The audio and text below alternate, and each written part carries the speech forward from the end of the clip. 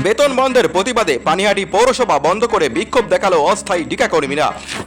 2 মাস ধরে পানিহাটি পৌরসভার অস্থায়ী টিকাকর্মীদের বেতন বন্ধ।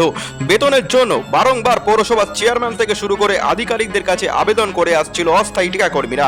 এই পানিহাটি পৌরসভায় প্রায় 1,500 অস্থায়ী টিকাকর্মী কাজ করে। পৌরসভার আধিকারিকদের কাছে আবেদন করেও কোনো লাভ হয়নি বলে অভিযোগ। তাই বেতন বন্ধের প্রতিবাদে পানিহাটি পৌরসভায় কাজ বন্ধ করে পৌরসভার ভেতরে বিক্ষোভ দেখালো অস্থায়ী টিকাকর্মীরা। যতক্ষণ না পর্যন্ত বেতন চালু হবে ততক্ষণ পৌরসভার কাজ সম্পূর্ণ বন্ধ থাকবে বলে দাবি করছেন অভিযোগকারীরা।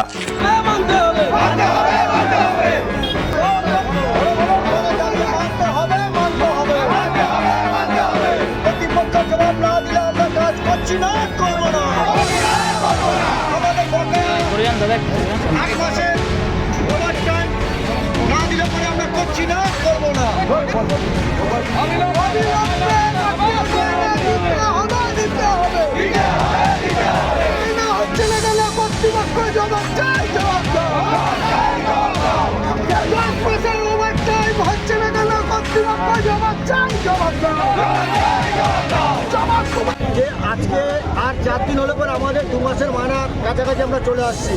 আমাদের মায়না কে দেবে আমরা এখন তো সঠিক বুঝতে পারছি না। আমরা কর্তৃপক্ষের কাছে বারবার যাচ্ছি, আমরা আমাদের ডিপার্টমেন্টের মাথার কাছে যাচ্ছি, কেউ কোনো আমাদের মানে সঠিকভাবে বলতে পারছে না আমাদের মায়নাটা কখন হবে এবং কেন। কতদিন ধরে আটকে আছে? কতদিন ধরে আটকে আছে মায়না? 1.5 মাস ধরে মায়না আটকে আছে। এই তৃণমূল সরকার আসার পরে আমাদের টোটাল পৌরসভা থেকে লেবার ভাইদের টোটাল বঞ্চিত করা হয়েছে। আমাদের সঠিকভাবে সঠিক টাইমে মায়না দেয় না, সঠিক টাইমে সঠিকভাবে আমাদের যে পৌরসভা থেকে আমরা যে সমস্ত জিনিস পাই সে সমস্ত জিনিস পর্যন্ত আমাদের দেয় না। আমাদের সেই দাবি নিয়ে আজকে আমরা এই বিক্ষোভ করতে বাধ্য হয়েছি।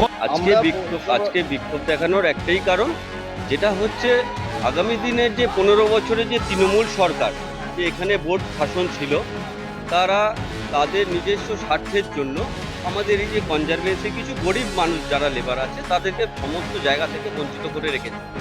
একটাই কারণ, তারা তাদের সমস্ত ম্যান পাওয়ার দিয়ে এদেরকে বঞ্চিত করেছে। তো আমাদের দাবিটা সেখানেই, আমাদের সমস্ত জায়গায় আজকে এক হয়েছি সমস্ত লেবাররা। আমাদের দাবি আমাদের বেতন বৃদ্ধি, আমাদের সমস্ত কাজেতে সমকাজে সমবেতন যেটা আছে সেটার দাবিতে আমরা আজকে এই আন্দোলনটা চালাচ্ছি। প্লাস আর একটা দিক দিয়ে হচ্ছে আমরা সমস্ত জায়গা থেকে বঞ্চিত, সেই জায়গাটাতে যাতে আমাদের একটা বন্ধুরা যাতে সুলভ পায়, আমরা সেই জায়গাটাতে আশা করব আমাদের নতুন সরকারের কাছে আমরা এইটা আশা করছি যেন আমাদের এই দিকটা একটু নির্বাচক হয়ে একটু দেখা হয়। আমার নাম সুবীর দাস।